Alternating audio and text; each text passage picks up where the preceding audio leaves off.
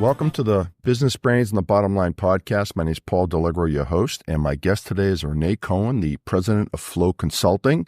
Welcome to the show, Renee. Thank you. Thanks for having me. I'm really excited to be here. Yeah. So happy to have you. So if I remember correctly, you're out in LA, right? Yes. Sunny LA, although it's not really sunny right now, but. Yeah. So what part of LA?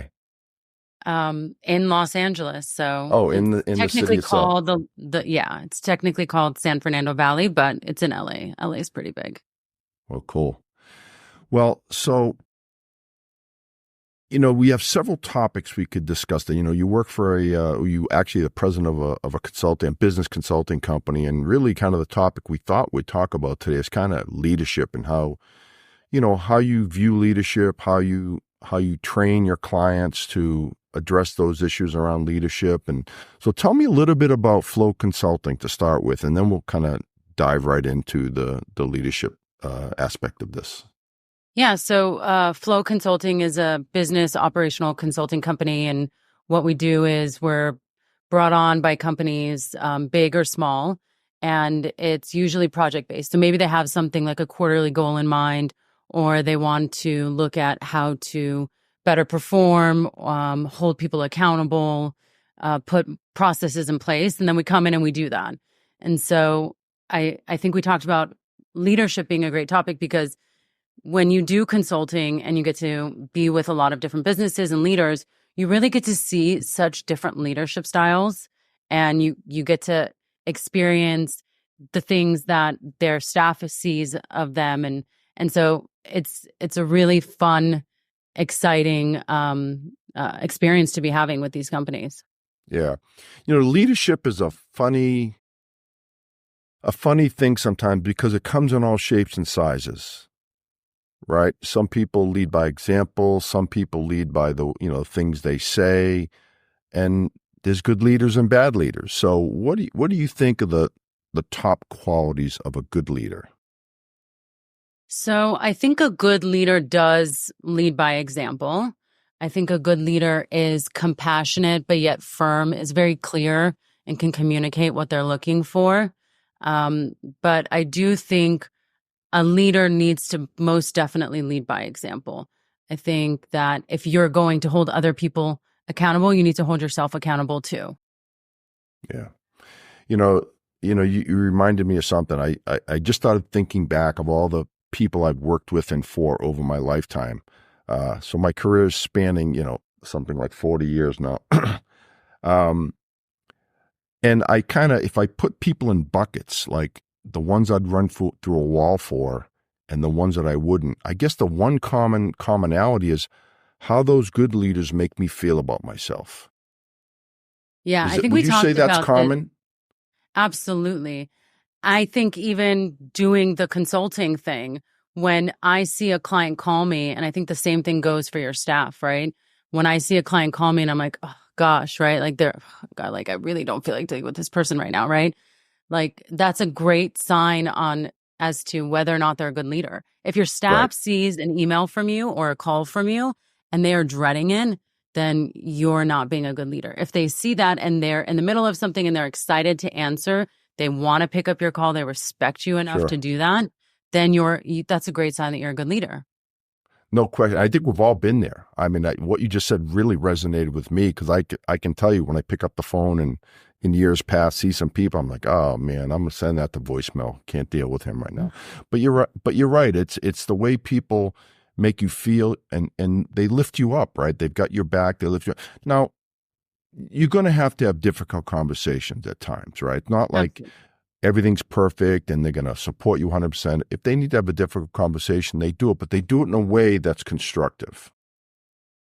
Absolutely. Right? I was going to say it depends on how you have that conversation, right? I think if you have it in a way that's constructive and you're willing to see the other person's point of view and, try to understand their perspective on the situation, right? But still be firm in what you expect of them, your expectations, all of that stuff, then I think the conversation can go well, and you can still leave that, even if you are holding them accountable to something, you could still leave that conversation maintaining the respect that they have for you and being a good leader. I don't think it has to be one or the other. Yeah, no, great point. And when you're dealing with people, I mean, and this is kind of sports related too. Do you treat all your employees the same? Do you try to be that quote fair to everyone, or do you have different ways of working with different people? I think you have to meet people where they are, right? Like, if I know that Joe likes firm boundaries and does well with tough love, then that's how you speak to them. If you know that someone else gets a little bit sensitive, then you wouldn't necessarily say the same thing to that person that you would to Joe or whomever it is, right? So you have to meet people where they are and understand their language, because Yeah, at the end of the day, you have a goal in your business. You want to achieve that goal. So you have to finesse the situation that's going to get you to where you want to be. yeah. No, that's a great point. And I knew you were going to say that, by the way, even though we didn't talk about this, because I agree with you 100%. But this is your podcast, not mine. So I wanted to hear you say it, right? Yeah. But It's like your kids, right? You yeah, have kids. When your kids are yeah, growing up, you're going to treat them differently when when they're both doing the same thing, because you know it right. works for each one of them. Yeah, different personalities. Some people just handle that criticism and constructive criticism different, and others you have to kind of pat on the back and console a little bit more. But no, I think you're definitely on the right Like that track whole there. love language thing. Yeah, I It's wouldn't like know that whole anything. love language thing, right? Yeah, Like everybody's got a love. It's like the same thing, but it's yeah. just how does that translate in business? Now, as a leader, um, does a leader have to like? Let me. So you're going to probably know my answer to this, right? But let me. Does a leader leading people have to have done that role of the people that he's leading? In other words, Definitely I'll not. give an example from me. I've always been in sales, and having a sales manager that's never sold, to me, always didn't make sense. Now, not that there's some that weren't good, but it just, they don't have the experience that you have doing it all these years. That makes sense? Yeah. I think if you're looking to fill a role, you want that person to have had experience in it, right? But let's say you start a company. I don't give you an example. Like you start a consumer packaged goods company, right? Maybe you don't know manufacturing. You're going to bring in someone that does it, but that doesn't mean that you can't be a leader to them because you don't know how to do that role. You fill in the positions that you need, but some of the most successful people have never lead hundreds, thousands of people, but they've never done the role that they're leading for their staff. And I think that that's okay. People stop themselves from starting their business or taking the next leap because they feel like they might have imposter syndrome, or there's this thought that, oh, I've never done it, so who am I to say anything? Right. No, and I think, after you've been doing any industry for a long time, we all have a little bit of imposter syndrome, I think. Yeah. I don't I mean, know I still anyone have that, it. yeah, we all do. I mean, as much as experience as we have, you still wake up and say, you look at other people that are at the top of the industry and you go, wow, I'm not there. And, you feel like you're faking it half the time, Hmm. but then when you step back and you go, no, I do have the experience. I've been doing this a long time. I know what I'm doing. So Yeah. there's that mix. But there's something to be said about that cliche of like fake it till you make it. There are going to be things that you're not going to know how to do. And as a leader, you might need to fake it, but Yeah. eventually you're going to gain the knowledge, and you can utilize your staff to also help you to gain that knowledge. And that's okay. That doesn't mean that you're a bad leader. Right. Yeah. And that the fake it till you make it thing, I agree with that. It's like overextending yourself a little bit, because how do you get experience unless you have the experience? So it's like the chicken and the egg, right? Yeah. Yeah. And some people learn better through experience than they do through learning. Like, you could have told me growing up not to do X, Y, and Z, and I would have done those things. Like, I was a wild child. I would have done it all. There was no controlling me. But for me, I learned from experiences. So I had to have like touched that live wire to know that, crap, I shouldn't have touched that live wire, right? Yep. But So you do need to just do it all. Yeah. No, I hear you. So so when you meet with a customer, you meet with a client, um, what type of program do you have? Right. When I know there's probably different things they want you to come in for, but what's your program? I know you had the 4 pillars you talked about. I was reading on your website. Tell me a little bit about that and how you go Yeah, about so like there's go ahead. So there's different things that I do. Usually when I meet with someone, I just listen. I think a lot of times when we talk a lot, we're not really hearing what someone really needs. And they might say they need something, but then there's like the under message of what they really need. So I'll meet with someone and let them tell me, vent to me, about whatever it is, vent to me about their company not getting to where it needs to be. Everything's a mess. Their staff isn't doing their job, whatever the problem is. And then from there, I tailor more of a plan around what needs to be done. So it's like kind of tailored around them. Sometimes it's more so just a coaching thing to leadership, or sometimes it's more of a hands-on approach where I actually dive into certain departments and look at what their staff is doing, try to find ways to cut down time and expenses and all of that. But I do think that there are these 4 pillars that make a company successful. And one is clarity. So clarity around your vision and what it is that you're filling the need of. Everybody goes through their day, no matter what no matter what the business is. Everybody goes through their day trying to solve a problem. You have to be very clear on what is the problem that you're solving and what are you moving towards? What's the solution? So the clarity around that, and then how you convey that to people. What is your avatar of a client look like, or customer, right? So the first piece is clarity. The second piece is precision. So understanding what has to be done, what tasks have to be done, and really doing the things that count and getting clear on what that each job role looks like. What are the tasks? And making and streamlining that process. The third piece is accountability. Accountability is around, one, holding yourself accountable, holding your staff accountable, but you take the things from 1 and 2, which is the clarity and the precision, and you relay Right. that to the team, right? Like that's why those 2 are first. And then you have the accountability piece. And then the fourth, and sometimes I think one of the most important things, is communication. You don't know how to communicate all of those things to everybody, then the rest doesn't matter. Most times where leadership fails is communication.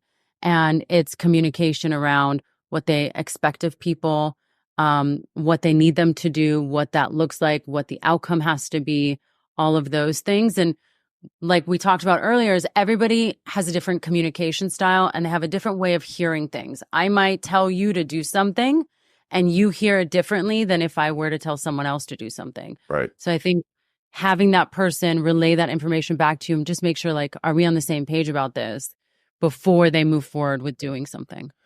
I think that's a difficult skill to have, to be honest with you, because the way I communicate is different than the way you communicate. And we may say the same things to people and they may get offended by the way I say it and you say it just in a little different way, and it gets communicated differently. And I think the classic is, well, I don't know why they were upset, or I don't know why they didn't understand. I explained it to them, but again, it's a delivery sometimes, right? Yeah. And I think if you look at a pattern, there's always patterns in your personal life and in your business, right?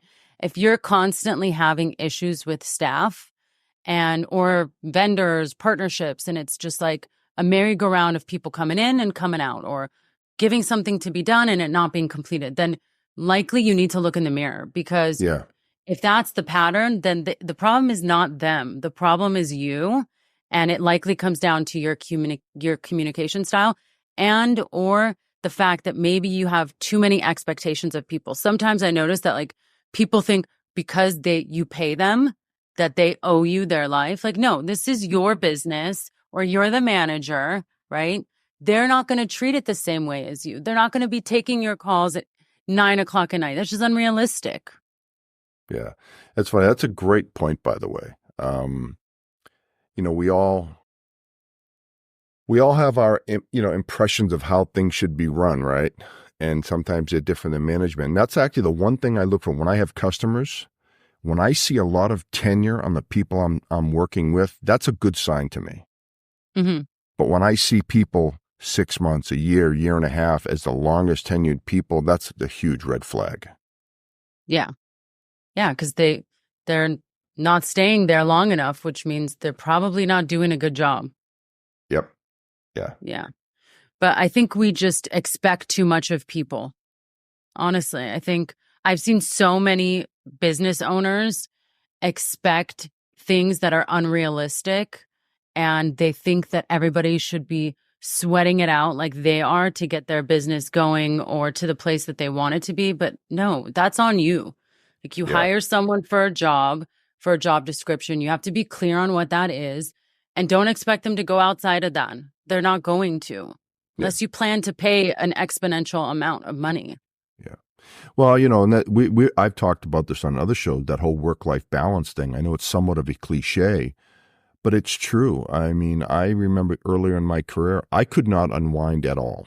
Like on the weekends, all I thought about was work, and it was, the stress was killing me. And now I'm at a different point in my career. I'm approaching the end of it, and I don't have the stresses like I used to have, so I'm much more relaxed about it. But I always would think, how do you disengage from work? Like, easier said than done. Like, don't think of an elephant. Well, you're going to think of an elephant if I say that. Like, how do you disengage from work's a big one, I think. It's tough. I think you have to be conscious of it. Like, in the beginning, when I would work with clients, I'd take them all in, right? And then now, when I see people that aren't good leaders, or they're not taking the advice, or their expectations of me are unrealistic, I'm like, I don't care how much you pay me. I am not doing this. This is just not worth it, because you have to have a balance. You also have to be clear. Like, if you know that your work hours are from 9 to 5 or whatever it is, and you see a message come in before then, you cannot respond to it, and you have to make the conscious effort not to even look at it. Or if you want to look at it, fine, look at the email, but don't respond, because then you're just creating a negative pattern. But work-life balance is super hard. Yeah, that's a great point, by the way. I'm guilty of texting people and emailing people outside hours. My expectation is they're not going to respond. Like, if I text someone or send them an email at night, I don't expect them to respond to me. I expect a response in the morning. Yeah. Yeah. And I had that with a client where they would message at night, and, maybe sometimes they would have liked a response, but they didn't expect one. But I'm also like them, that I also respond and message at night. So now you have two people doing the same thing, and then we're just creating a bad pattern together, and it's feeding one another. So you got to be tough. disciplined, right? Yeah. Yeah. So, and people don't like it when you set a boundary. They get upset. Yeah. Well, because they expect you to be there when they want you to be there. I think the worst industry for that I've heard is like real estate. I have some real estate broker friends of mine that they said, Paul, you can't believe when people call me. Like, I could be on vacation, knowing I'm on vacation, and they're calling me at like 10 o'clock at night. Yeah. I think because you have a lot of money on the line, and especially if I don't know if they're in residential, right? It's like people are having a personal attachment. I think when there's like a personal attachment to something, it makes it even harder. It's their home, they have anxiety around it. Exactly. Well, so I want to change direction a little bit here, Renee. How did you get into this? I'm always curious when someone starts their own business. You're an entrepreneur, obviously. You have your own business, been doing this for a long time. What was your career path like, and what possessed you to open your own firm? Yeah. So I have an interesting story. I started a software company when I was 20 years old. Wow. And it basically was what's called remote desktop services. So if let's say you call support and they can remotely log into your computer, that is using that technology. So at the time, Microsoft was the only one doing it for the Windows platform, and we were the first to do it for the Mac platform. And we got a patent and have patents for that technology. We had that company. I would go into like Fortune 500 companies. I was young. I didn't have any fear. I was like, okay, I'm going to do this, right? Love it. So different than when you start something when you're older and you have kids. Like, I have kids now. It's a little bit different, right? I wouldn't take such a big risk. But I did that for a long time. What ended up happening with that business is we got swallowed up by larger players in the industry. Some of which are it's public knowledge, some of the cases, and some, we settled outside of court for patent infringement. One case that we recently won in front of a jury was against TeamViewer. I don't know if you're familiar with them, but I am actually. they're a large company. Yeah. So we couldn't really compete anymore. A lot of these people started coming into the space and started infringing on the patents. And then we had to end up going into litigation. So that was that part of my life. I've been working since I was 14 years old. It's just something that was ingrained in me as a child. That's And good. then later in life, I had kids. I became more of a stay-at-home mom, and I gave my CEO position to someone else that was working underneath me, and I just stayed on the board of that company.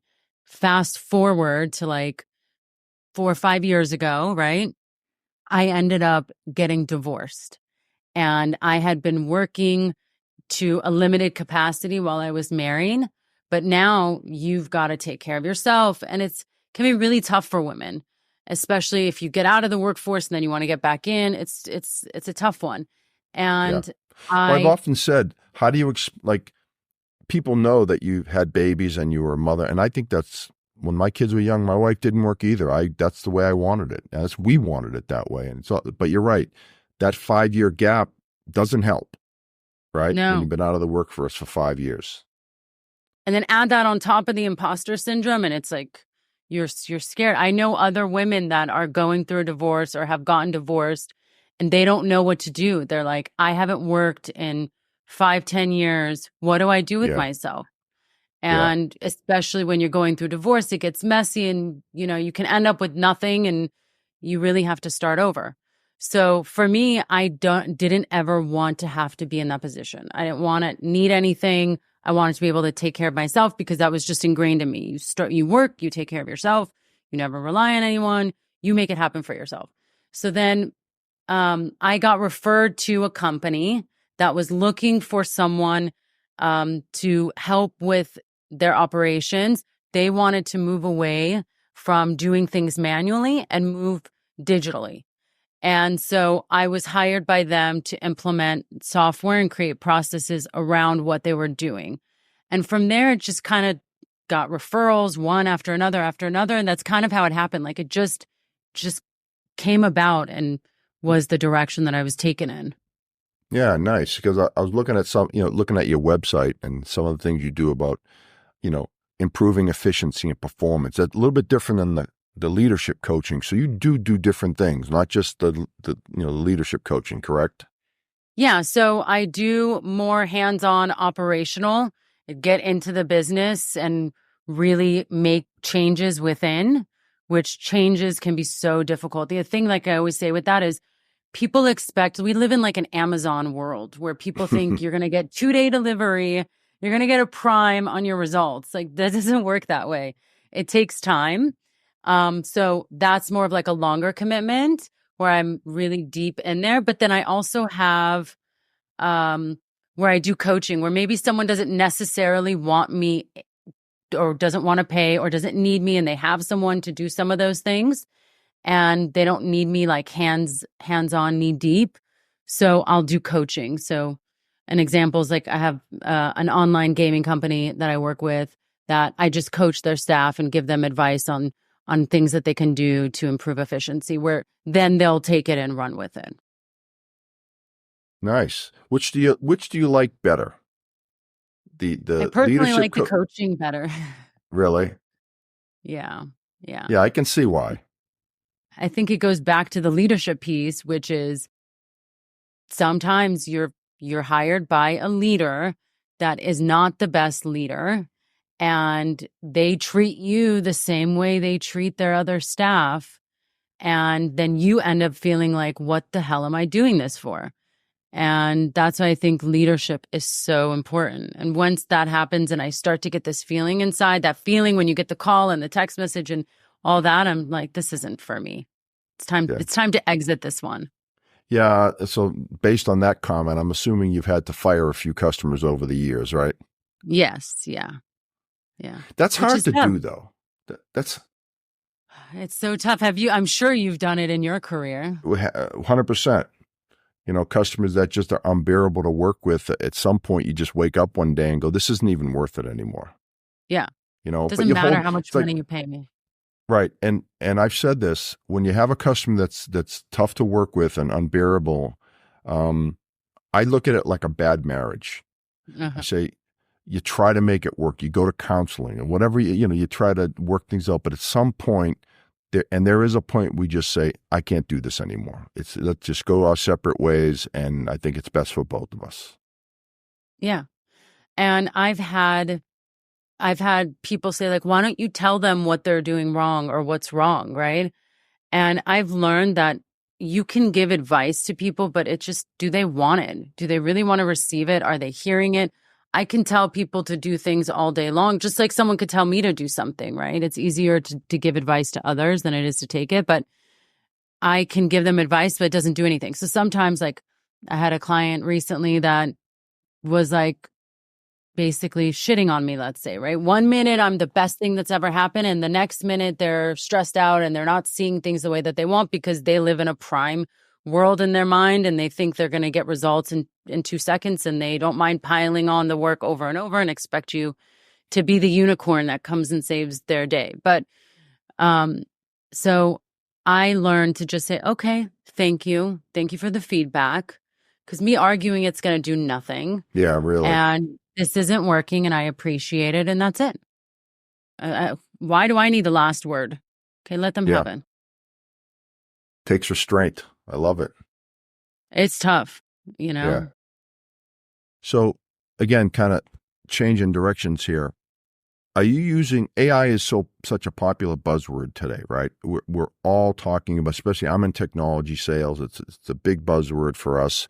Are you using AI in your solution selling, and how, if so, how? So if the company has existing technology in place, like AI became such a huge buzzword, right? But it's like it's existed. Machine learning has existed for a long time now. It If has. they have a platform that they use, I'll look and see whether or not there are a lot of companies are integrating AI functionality into software. So I try to find ways. I don't believe in having 10 different tools to get the job done. I think sometimes it ends up creating confusion and there's more to maintain. So if something exists within the platforms they're using, then I try to utilize them. So it just all depends on what they're doing. Yeah. Yeah, I know a lot of companies now. There's several different AI platforms out there now, and there's more and more coming out on a regular basis. So it's kind of tough to navigate that to see what really works, and really more importantly, how to use it. That's what I think most people struggle with: is how can we? Yeah, you get all this AI information, but how can we use it to better our company? Yeah, I mean, usually, like, let's say someone hires me to come in and look at things. What I do is I speak to the senior leadership, and then I find out, like, what do they think the roles are in their company and the job descriptions, and what are the different departments. And then I actually go into those, and then I talk to them, the staff, about what is it that they're doing, what does their day to day look like, and I have a series of questions that I go through, and I take note of that. And then I participate in doing that, because someone might think that the best way to do something is step 1, 3, and 5, right? Like, but maybe there's a better way of doing it. Maybe they can do it in a different order that's going to cut down on time. But because you're so used to doing something in a certain way, it's hard to look at it in a different perspective. It's not like I am some genius, right? But I come in with a fresh pair of eyes. So I actually then will repetitively do the task myself and then look at it Really? from a different perspective. Yeah. That's that more hands-on approach. Yeah. So it sounds like you do have kind of a programmatic approach to this, right? You've been doing this long enough. You do know what works, but I'm sure you deviate. But sounds like you got a pretty good system in place. Yeah, I think our life experiences end up shaping us to what we should be doing in life, or the way that we think, or whatever. I think my upbringing and being Sure. taught that I need to learn how to do things, and having gone through, ups and downs and challenges in my childhood and all that, have built me in a way that looks at things process oriented. Like when I do a task, I think about this is where I am. This is the end result. What is going to be the quickest way to do this? And what order should I do it in that's going to help to get the best results? So it's just translated into what I do. So who would be the ideal client for you? Like when you walk into a company and you see A, B, C, and D, you say, they need me, or no, they're in actually pretty good shape. They don't need me. What are the things you look for? So if they're a startup, let's say I've worked with startups all the way up to like 300 employees. So if they're a startup, their needs are usually a little bit different. They need help figuring out what are the positions I need to fill. How can I, achieve my goal? Maybe they don't know necessarily how this department should be built or how to complete certain tasks within there.